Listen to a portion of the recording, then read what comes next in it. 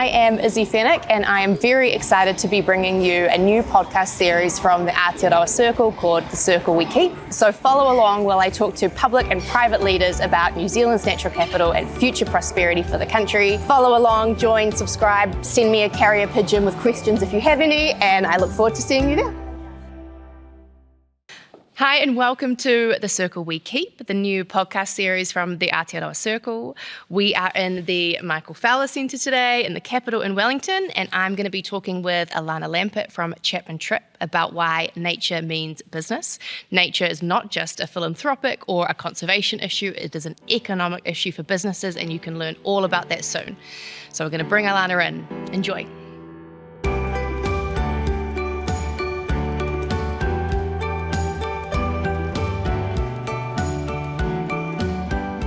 Thank you so much for making the time to sit down and talk to us today.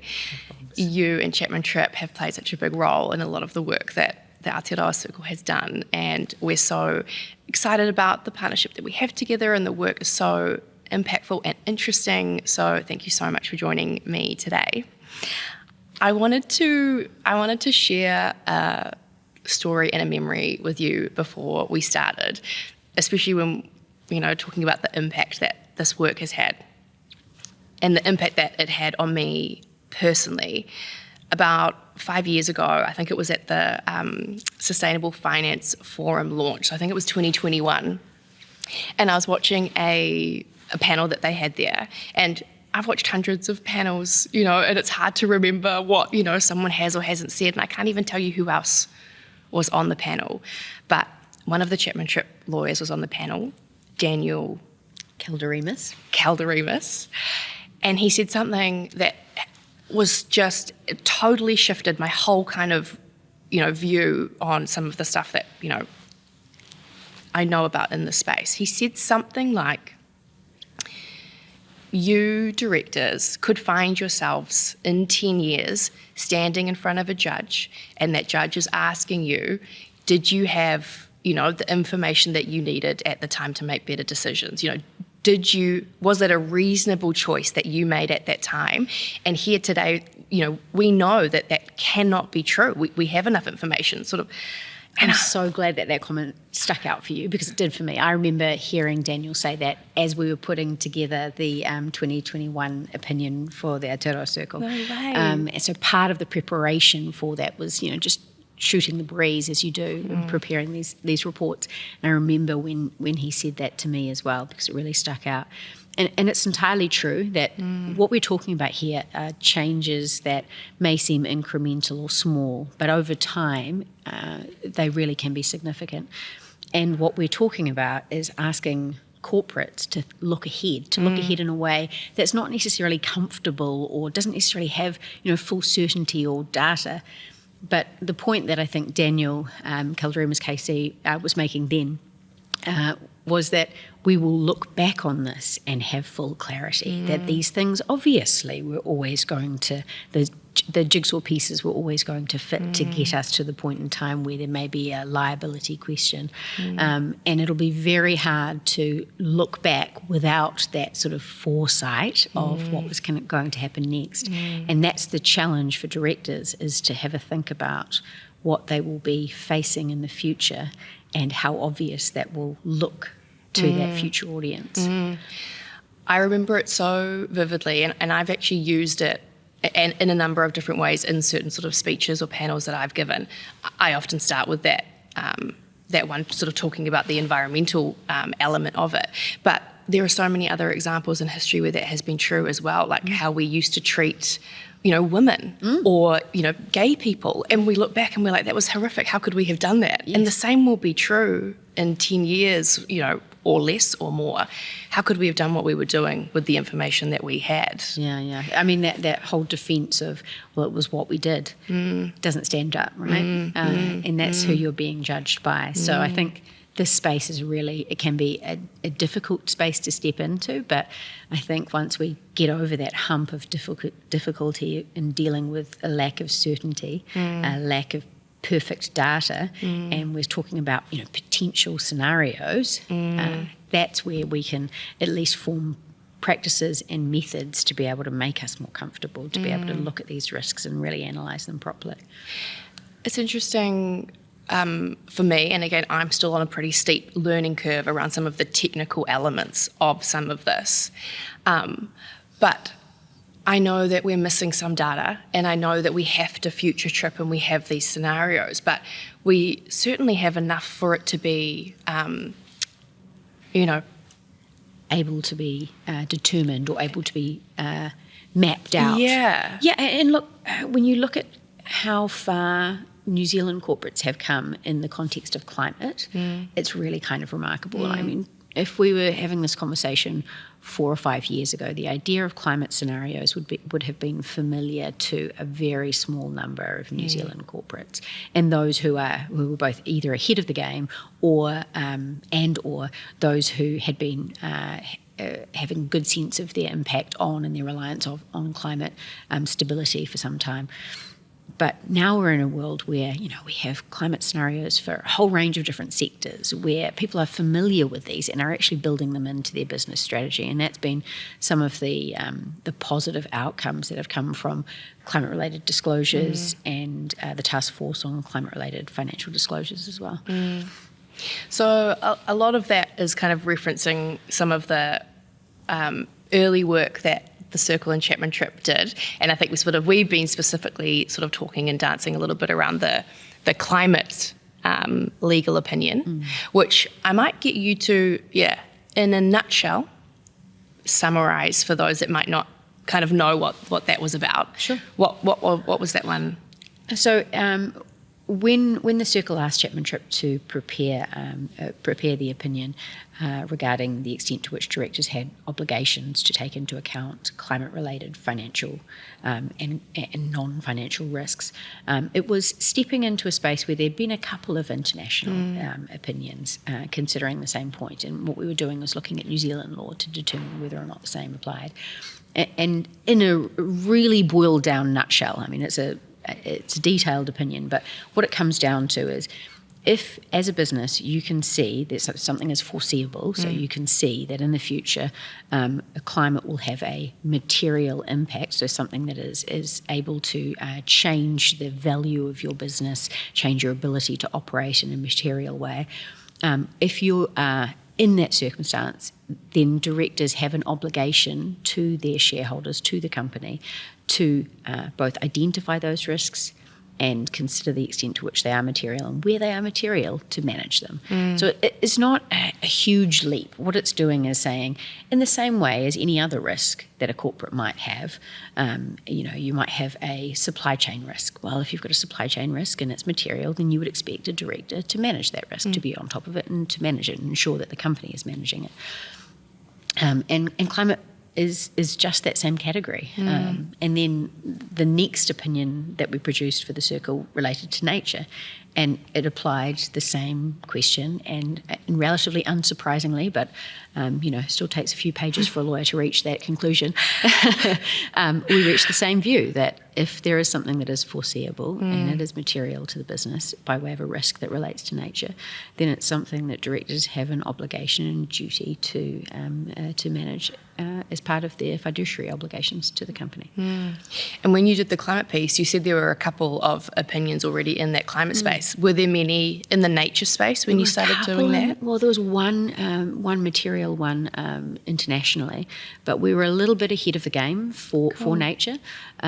And so it was a bit of a step into the unknown. Australia had, in relation to climate, the Huxley opinion. New Zealand, certainly we led before Australia in relation to the nature opinion. And I think part of it is that nature's just a lot more complicated. And that's not to say that climate isn't complicated, but climate at least has a single point of measure, right? Now, you can argue global warming potential and what that point of measure is. I'm not saying that there's full certainty over what measure we should be using, but at least we've got a unit, carbon dioxide, tons of carbon dioxide equivalent, and so you can measure that over time, and you can measure your impact in terms of that. And nature, there's not one single measure, right? It's also much more complicated in terms of locationally specific nature. And so it's fair to say that it's a lot more to grapple with. And we're already grappling with a lot. And one of the things we're really conscious of is directors have a lot on their plates. And what we need to do is make sure that we're not adding workload for workload's sake. What we're doing is really focusing on what is material and why. Why do companies need to manage this? And it's because it's where it has a material impact, where it really is something that is relevant to that business's prosperity and its long-term prosperity. And when I think about like the relevance of that for a country like New Zealand, I know some people might sort of think some of that seems like a problem for other countries. You know, our nature looks pretty good when I look outside, but that's not really what we're even talking about. So why is understanding this nature risk, natural capital risk, particularly important, do you think, for a country like New Zealand? I think a lot of it is because we do have this impression that we're great, we're clean and green. And that's a lot to lose for a country like us.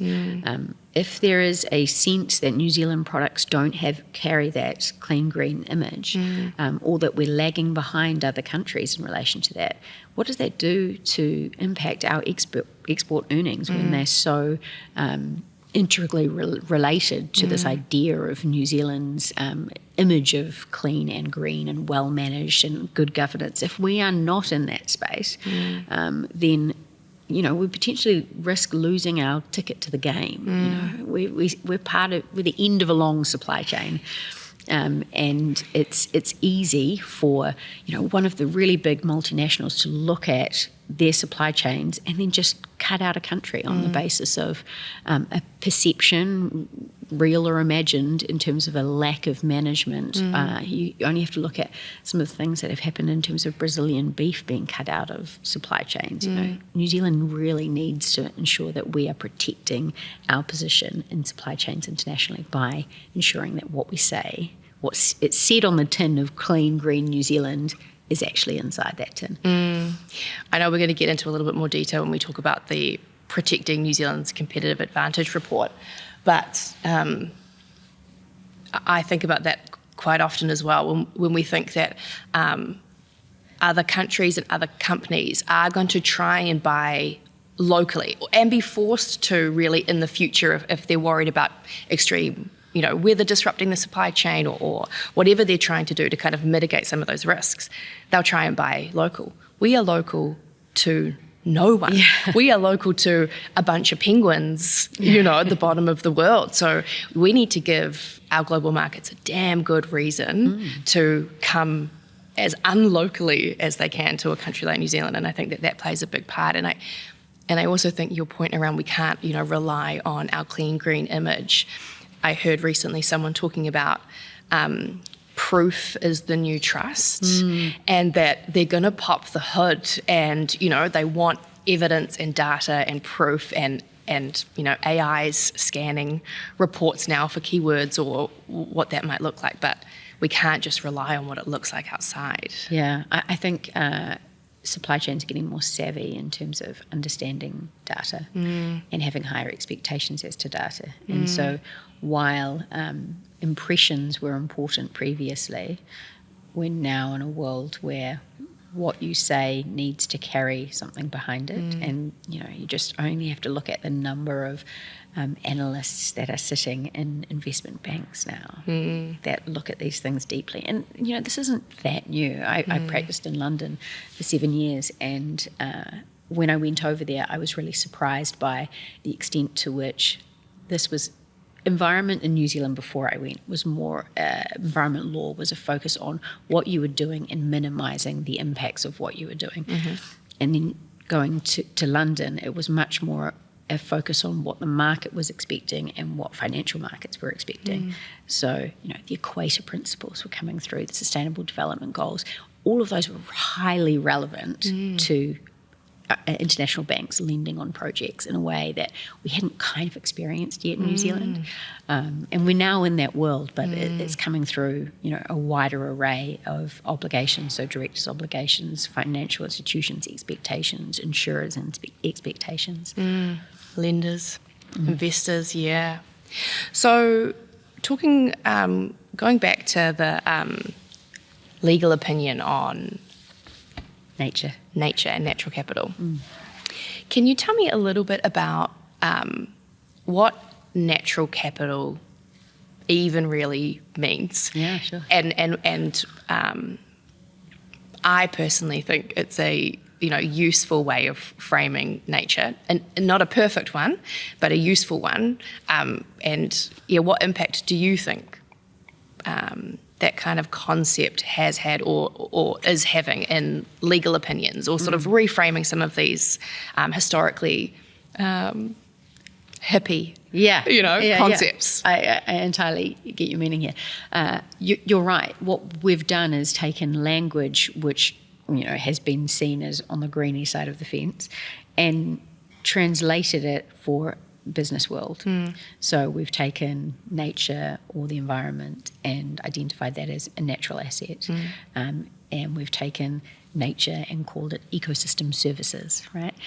But ultimately what it all boils down to is the value that nature has on making our world work, the business world, social world. And so when we're talking about natural assets, it might be the certainty that you will have availability of water, or it might be, if you're talking about ecosystem services, it's, for example, the understanding that your site in a given location is protected from flooding because of the existence of wetlands upstream that ameliorate flows. So we have this whole language in the greeny side, and we have a whole different language in relation to the business side. And sometimes you feel like you're a bit of a translator. I think the example you gave is a great one. Because, and again, I know it's tricky because, what that wetland is doing to prevent that asset, that building, that infrastructure, that asset from flooding is currently free. But what it would cost you if that wetland wasn't there is hard to kind of conceptualize, because you're paying for or thinking of something that isn't even true. You have the service. Yeah. So, getting businesses to understand that is an asset that they should protect, invest in. It can depreciate, but it's not on the balance sheet having the same kind of depreciation as some of our other assets. So, what's it kind of been like trying to translate some of those I think challenges? The good way of doing that for nature is to divide up concepts of impacts and dependencies. Nice. So impacts are what your organisation does to the environment. So it might be your releases of wastewater into a river. What does that do to the river's capacity to continue providing its ongoing ecosystem services? So what flora and fauna it supports. And when you're talking about a wetland upstream, you're dependent, your business or your assets' continued ability to operate free of flood may be dependent on that wetland. And that concept of dependencies is something that's slightly different to the language that we talk about when we talk about climate-related risks. And that's probably the biggest difference for nature. And it's that dependency part of nature-related risks that really is often the hardest.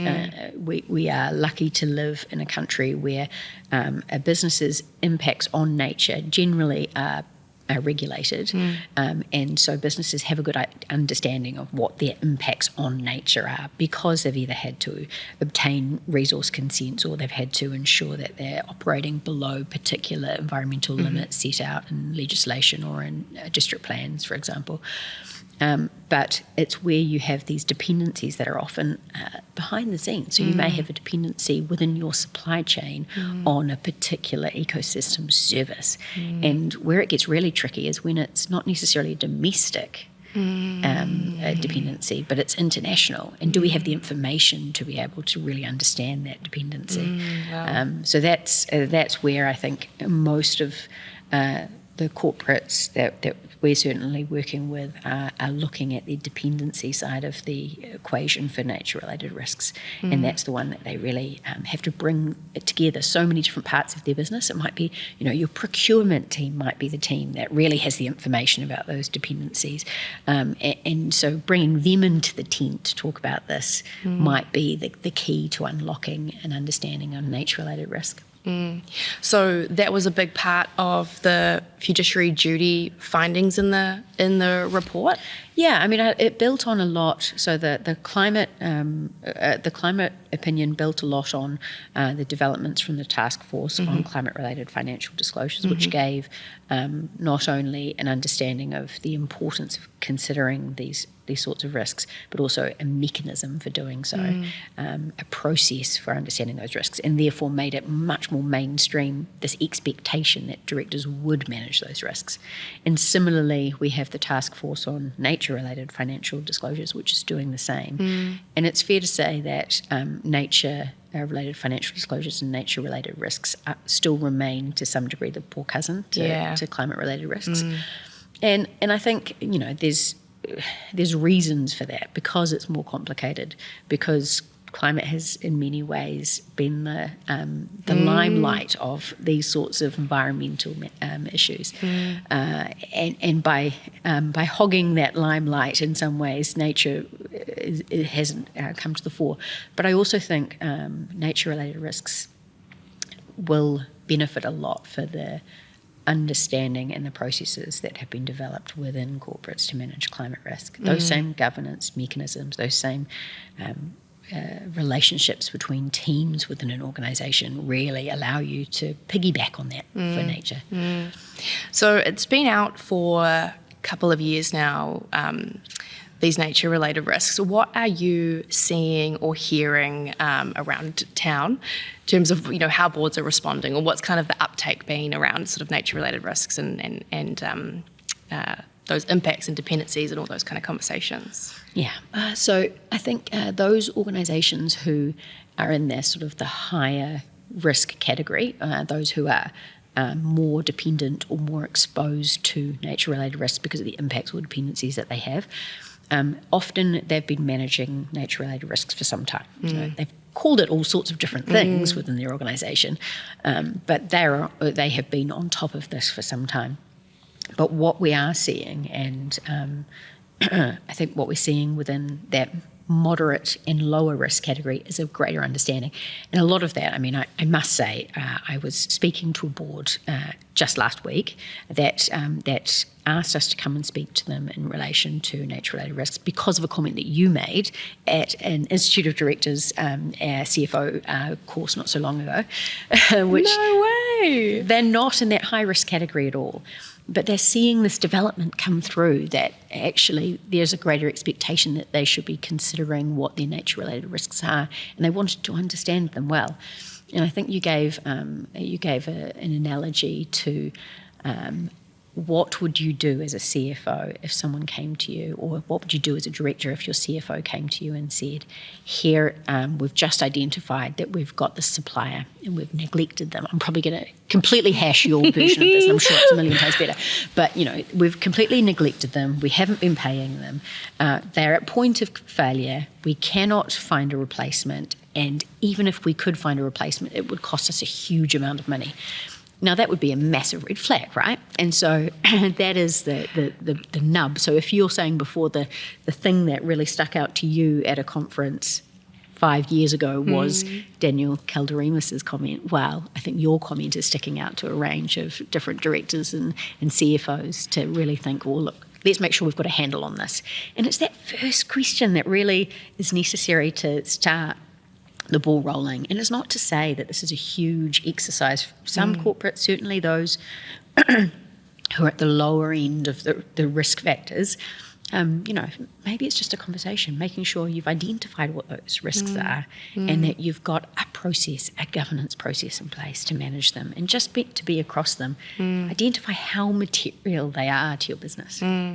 What I love about that, because I can appreciate there are organisations on a scale of dependency and risk that they need to understand. But no one stays at one organisation forever. And I think, what we really need is a lift in that ecological literacy and understanding what it is that we're talking about here, and trying to make it as simple and as accessible and as mainstream business. It's just good business to understand your suppliers' needs and meet them so that they can keep supplying to you as well. So that makes me so happy to hear that.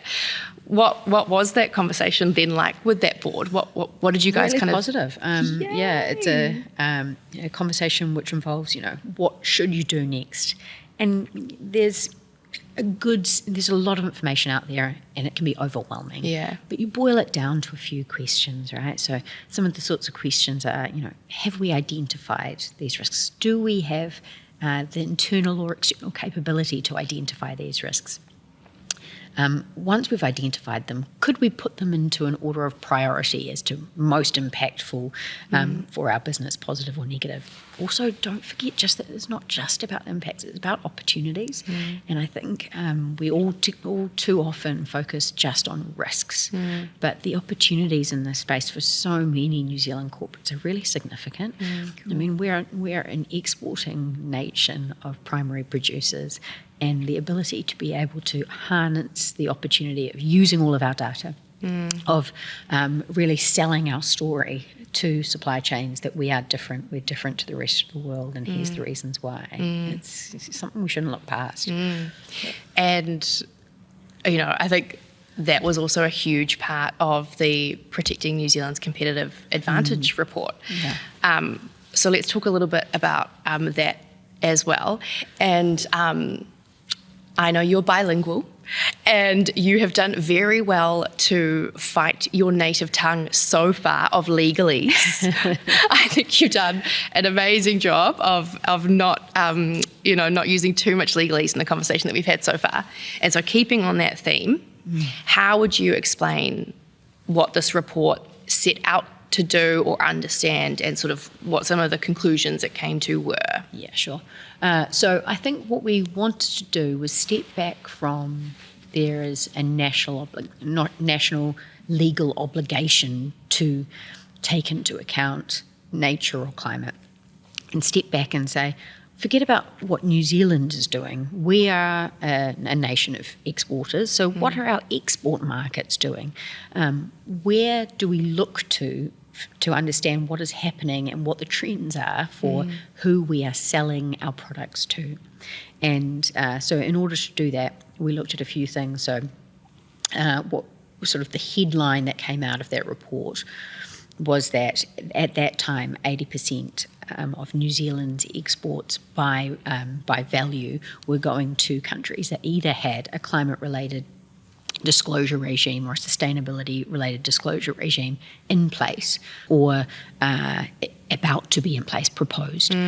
And what that meant to us was, well, actually, regardless of what we do domestically, our customers are going to be expecting, because their regimes require it, us to have an understanding of what our climate impacts are, what our sustainability impacts are. And so what we do here and what we require here is one thing, but we need to be looking externally, and we need to see that these trends are developing. And what we sort of came through with is there's a little bit of the Brussels effect, right? So the EU often is the leader in many of the sustainability developments. And that Brussels effect has an impact not just on influencing other countries to take action, but also corporates. So you'll see, regardless of where corporates are headquartered, there are a number of, particularly in the food and beverage sector, corporates who have these expectations, influence from Brussels that are flowing through into their commitments. So they are making commitments to be net zero, or to achieve particular reductions in their Scope 3 emissions, or in the emissions that relate to their wider business, and including all of their supply chains. And we are part of that supply chain. And so if they are making this international commitment, and they are making that commitment on a really serious basis that they're reporting against, it's not just them having to do these things. They will look to their supply chain. They're looking to us to achieve their commitments. And if we, New Zealand, can show them that we're doing it better than others, that's our advantage. That's our, as I said before, sort of our ticket to the game to make sure that we are able to continue being the preferred supplier to the Nestlés of the world because we are head and shoulders above others. And for us, like, having a good ticket to the game is especially important when we've got so far to drive to even, play on the field. And the risk that then poses, being so far from some of our key markets, we have to work doubly hard, right? As we're going into a world where there is this rules-based order is being undermined and is increasingly questioned, having your relationships with suppliers really strong is going to be even more critical, right? Making sure that you have the ability to switch suppliers as well. You are not pigeonholing your abilities to supply to just particular smaller subsets of the market, but that you are meeting the highest and best expectations so that you've got that flexibility. Because there has been some pretty big global shifts, and I think even in the conversation that we're having now, an increase in I'm going to forget what the geopolitical term for it is, but that sort of individualistic view of, you buy within your own country for the benefit of your country. Nationalistic. Nationalistic, And, you try and buy local and we're local to no one. So we need to give, our buyers a damn good reason to extend their supply chain as far as they have to work with us. Yeah, most definitely. I mean, we need to be selling our products to the world, and in order to do that, we need to make sure that we are not limiting who we can sell to. Nice. And so even things are changing. Like we need to recognise that there is, to some degree, an ESG backlash in the world right now. The impact of Trump is real. Since we produced the Competitive Advantage report, that stat that I gave before of 80%. Has reduced. We're down to 70% of New Zealand's export. Still very high. It's still very high, but also I think there's something interesting in the geopolitical trend within that statistic as well. So although it's reduced by 10%, where it's reduced and how it's reduced is really interesting. So we're seeing increasingly a shift for Asian markets to really pick up these sustainability reporting expectations, either at a national level or as part of their listing rules. And so as part of that shift, those are markets that are really important to New Zealand exporters and increasingly important to them. So I think there's a question of, we should be mindful and we should be interested in what those shifts are, particularly coming out of the US. But does that mean that we need to change our wider approach? Or does that mean that we're exporting products that are horses for courses? Different things are highlighted to different markets, but the same base level products there and available. I think it's a really important concept for New Zealand businesses to get their heads around, especially at the moment where, recently Cabinet reduced the is it revenue? Yeah, the threshold for climate disclosures, and so they've reduced that. And I'm really keen to hear your thoughts on this, because from what I understand, it wasn't just our government's requirements that were a reason for organisations to do those things. It's our markets requiring them as well. So what does this change mean for New Zealand? Sort of spell it out for me. So New Zealand was one, we claim that we were the first country internationally to bring in mandatory climate-related disclosures.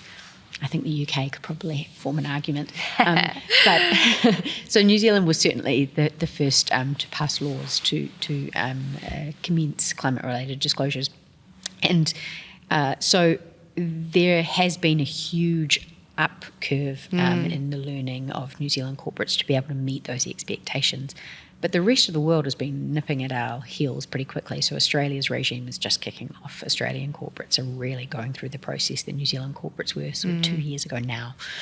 And so all that landscape has shifted. So any New Zealand company that's dual listed in Australia, the latest announcements, may not make too much difference. And I think you're right also that the question is, why were you undertaking these climate reports in the first place? So if it was purely a compliance exercise to meet New Zealand law, and actually there were no particularly significant risks, then this may change substantially. However, it really is a question for the factors as to why the corporate was undertaking climate-related disclosures in the first place. So if there still remains a material climate risk, then the question is, how are you going to manage that? Now, it might not be in the form of a belts and braces climate-related disclosures report, but it is still, where there's still a risk, there's still a need to manage it and to evidence the management of that risk.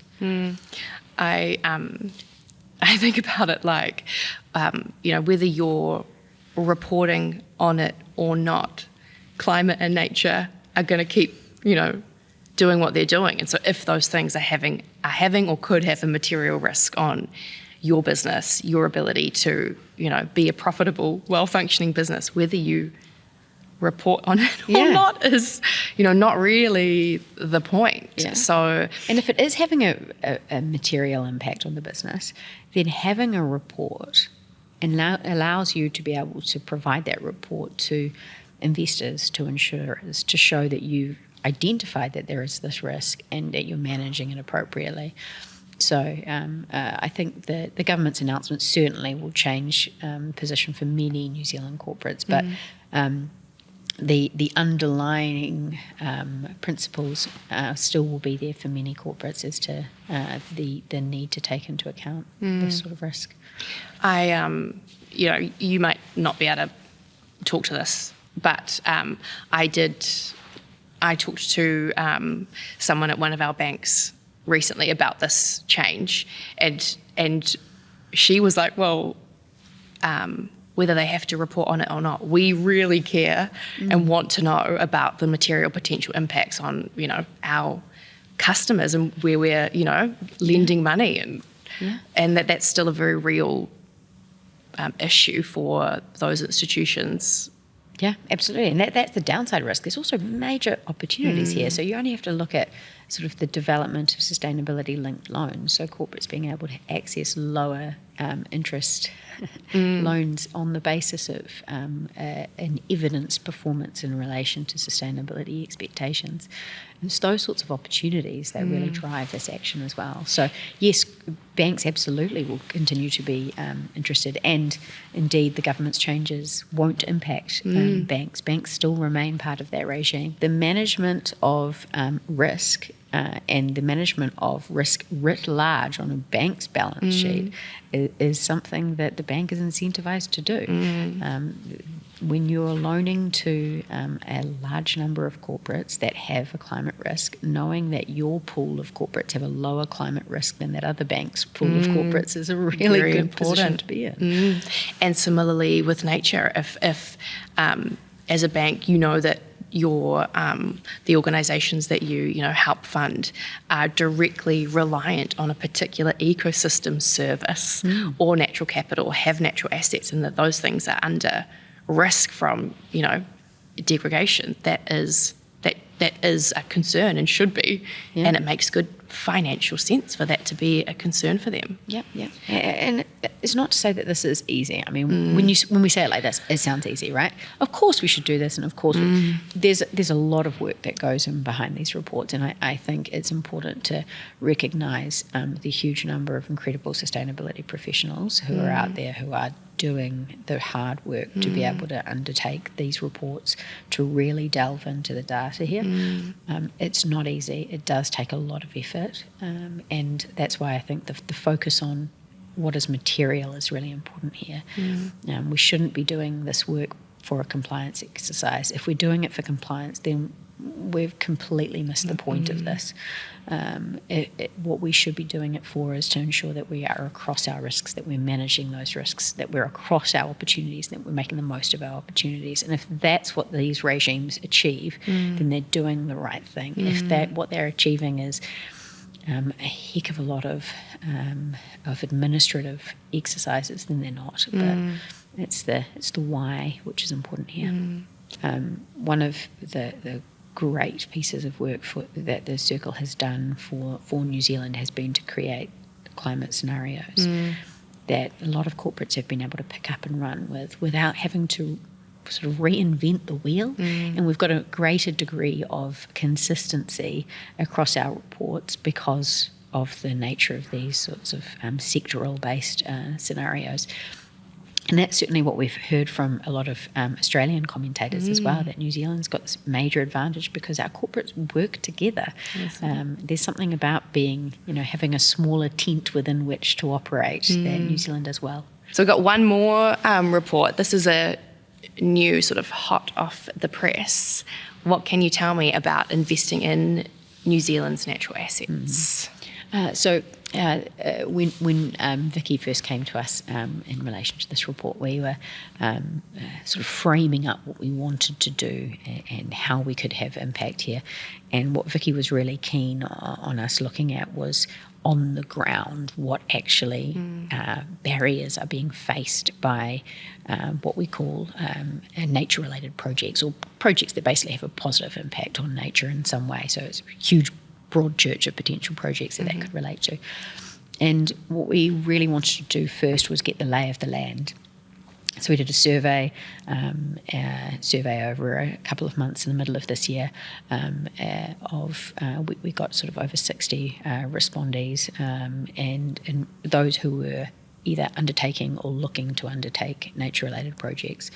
And some of the things that came out of that survey really started the ball rolling and the cogs of thinking rolling, which was, so why are these projects not happening? We know that there is an opportunity out there. We know there's demand for the benefits that nature-positive projects could achieve.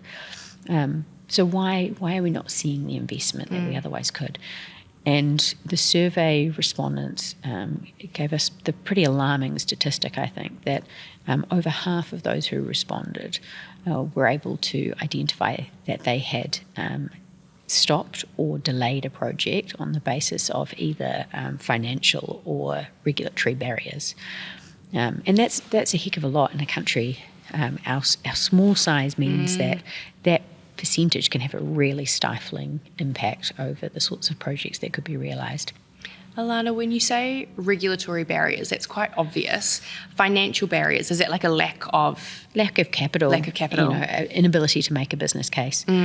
And my supposition going into that survey was that actually it would be the financial that were the principal barriers. And they featured really heavily, don't get me wrong.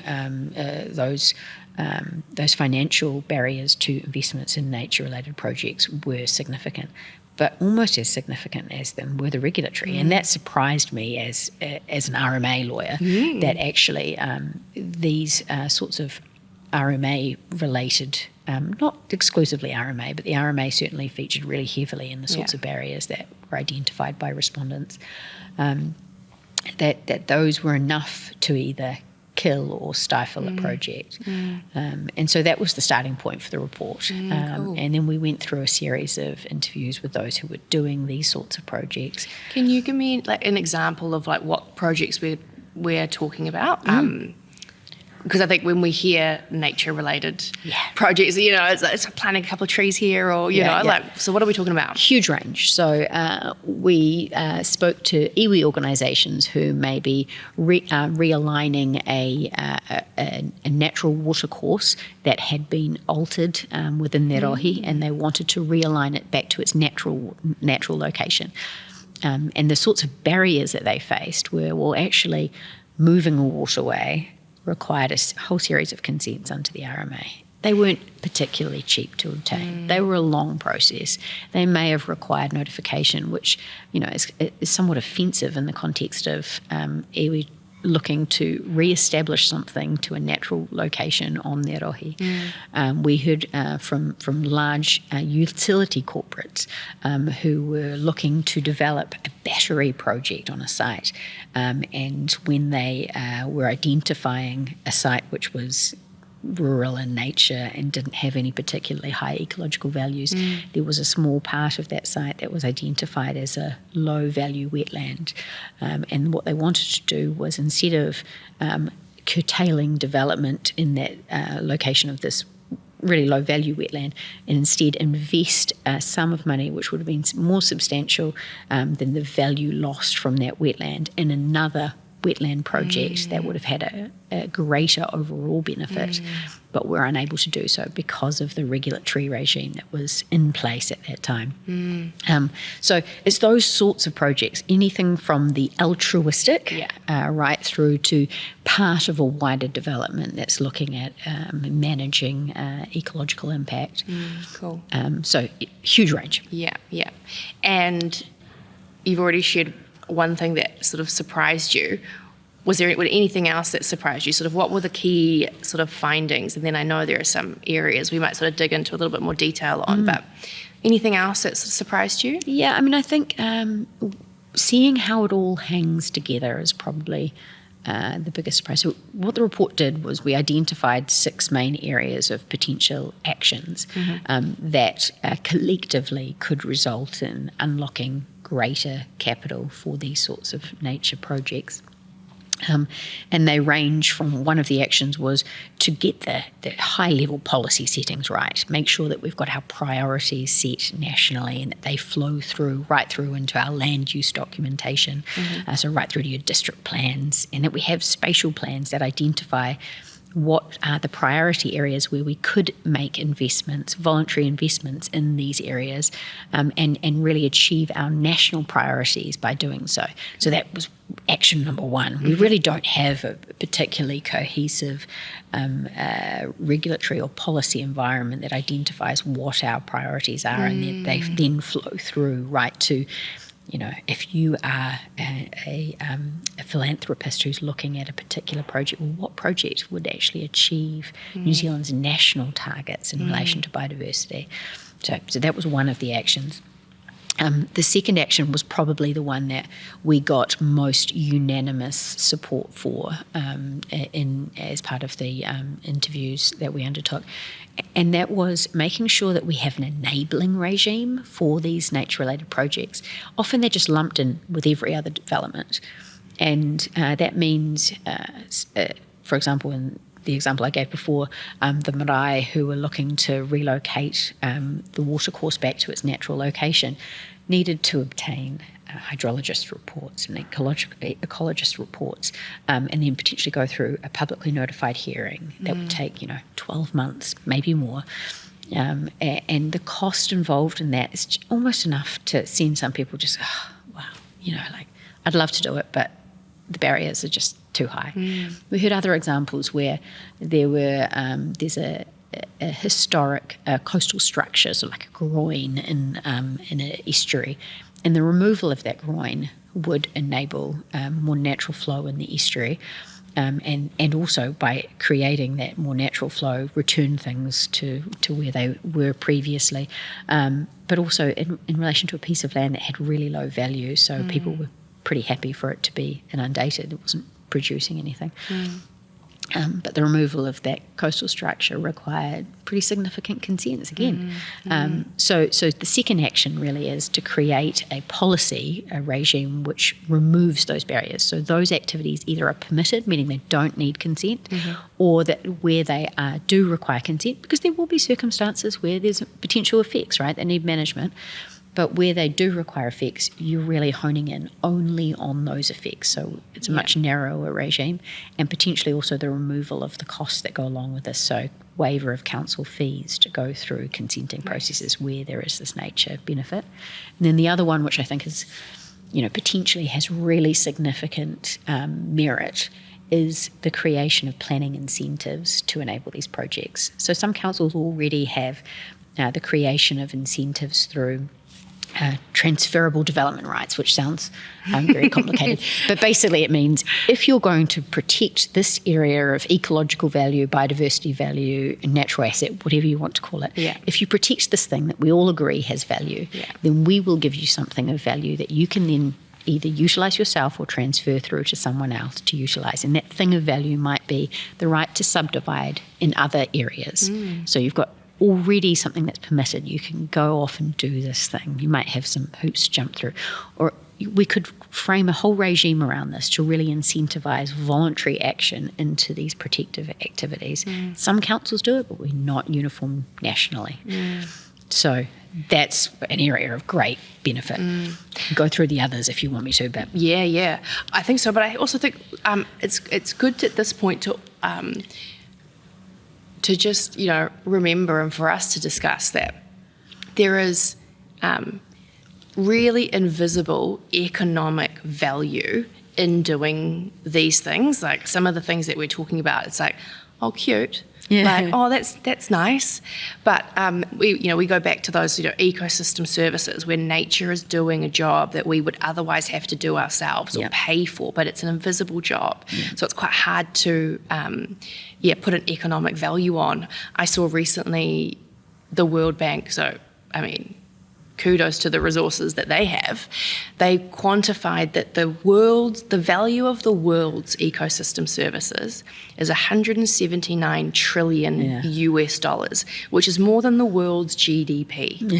So the free services we get from nature have an economic value. We just don't have to pay for them until they're gone, and then we do, and it's expensive and it sucks. And I think about farmers in other countries that are having to pollinate by hand, which is expensive because they ignored the decline of the ecosystem services that pollinators were doing. So I know that the examples that we're talking about, some of them might be somewhat purely altruistic, but some of them there's a real material benefit and value in doing those things, which has been historically hard to quantify. But if we can find better ways to do that, and incentives and frameworks, that what we're talking about here isn't just, oh, that's so nice that they want to do that thing, which is a challenge, but something that we should be prioritising, trying to figure out. I think that comes to what was that first action from the report, which is to identify what our priorities are and why. So if we can identify that these are the ecosystem services upon which different parts of the economy rely, and therefore those are the services that we are prioritising the protection of, then it's much easier to be able to justify why we're creating this incentive regime and giving transferable development rights to a particular party to implement those. So, I think... That's smart. We should do that. Someone has thought about this. Someone thought about this. So give us a quick run through of some of those other action areas, and then I want you to tell me, if you had a magic wand, which one would we be waving around for, but run through the... So you're going to ask me to pick one of my children? Yeah, I am. Pick a favourite kid. So we've covered off actions 1 and 2. Action 3 was about creating greater flexibility to look at the bigger picture, to be able to allow businesses who are undertaking development, so these are developments that require resource consent, to not just focus on minimising the effects of the activity on their site, but also to have greater flexibility and a greater expectation that businesses can look further afield, and instead of just focusing on minimising their effects on site, can look at compensating for their effects through off-site activities that are equal to or greater than the effects of their on-site. So giving that greater flexibility, and some of the benefits that we foresaw being possible if you had that sort of a regime, which requires some changes to common sense like the effects management hierarchy and the like, and RMA concepts.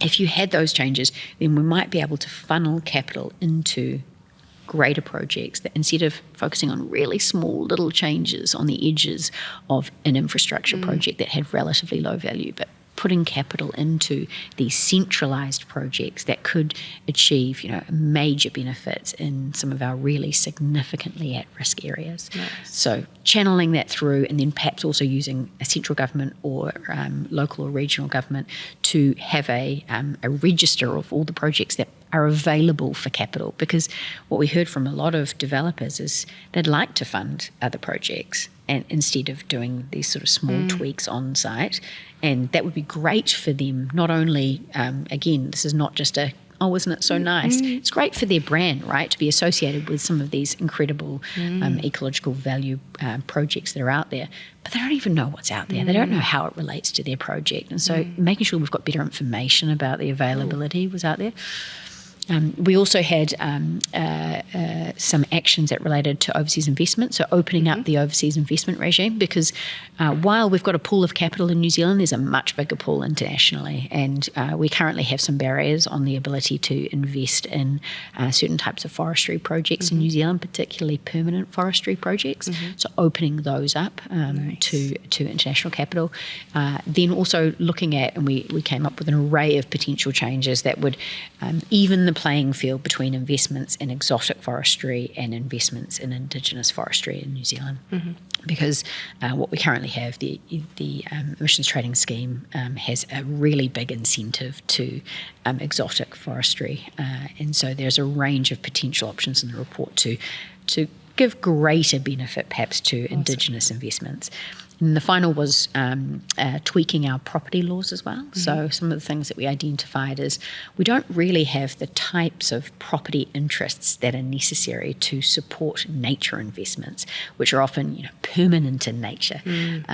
And in order to be able to support those investments and for them to link through to international markets, we could create tweaks to the sorts of property interests that are out there. So to give you a sort of concrete example of that one, if we're going to enter the world of nature credits, which is coming up, so we've got carbon credits, nature credits is also developing at some pace. A lot of the international standards for nature credits have an expectation of 40-year land tenures. If you're going to be doing one of these projects in New Zealand, you could go for anything over 35 years that's on a part of a site requires a subdivision consent. That just creates an unnecessary niggle and barrier. Now, could we look to adapt that? These are the sorts of, I think we described them as irritants in the report, irritants in the system that can be enough to make these projects hard to achieve. Yeah. We've covered a huge amount of ground today, really. I'm thinking about sort of some final messaging for our amazing viewers. And I think, there's probably a couple of ways that we could do that. And one would be, considering all the sort of things that we've talked about today, if you were having a meeting with a board, next week, or, you were going to have a conversation with a corporate or something coming up, what are some of the things that are most important? Like, what would you say to New Zealand businesses that they should be kind of focusing on when we've got a lot on the table, literally and metaphorically, a lot on the table? What for you is the bruise they should be really pressing right now? So I think it differs slightly between climate and nature, but the same questions could be asked of each. So I think it's fair for corporates to expect that they should be able to identify what their key risks and opportunities are in relation to climate and nature. And that doesn't mean a huge exhaustive exercise. So I think what I would say is it's a bruise to press, but it doesn't have to be a hard bruise. It doesn't have to be a painful bruise, right? Yes. It's about making sure that you have a sense of, what are your biggest risks and opportunities in these areas? Can you name your top three? If you can name your top three and you know who within your organisation is responsible for those top three, and that you have a process to consider the extent to which they really are material to your business, you're doing pretty well. So think about things and boil them down, chunk them, the whole concept of chunking your time. Well, chunk your risks as well. And you don't have to boil the ocean, but you do have to start. Thank you so much for joining us today and watching this episode. And thank you to Alana for being with us and sharing all her amazing insights. There are more episodes to watch, so follow along, subscribe, follow, vote, whatever all the buttons down below tell you to do, click them all. And we referenced a number of reports today. They're all on the Aotearoa Circle website, so go and check them out, dig into the detail, and I'll see you next time.